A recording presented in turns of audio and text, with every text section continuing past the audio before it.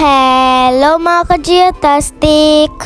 Dito nga pala ako sa workplace ng ate ko, and ito nga pala si ate Kaka and ate Joy. So ayun nga, naboard na nga pala ako doon, kaya umikot-ikot muna ako dito sa plaza.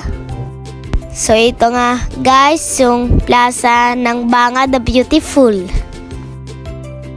So yun na nga guys, pagkatapos kong umikot sa plaza, sumama din ako kay ate Kakay para umikot din sa poblasyon.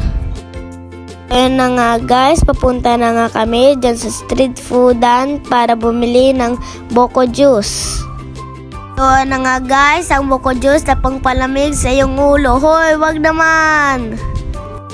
So yun na nga guys, time out na nila kaya uuwi na rin ako. Alangan, baka hindi ka na umuwi.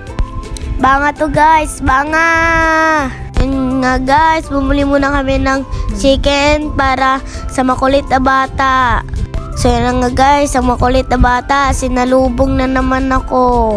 Yun na nga guys, hanggang dito na lang yung video ko. Bye-bye!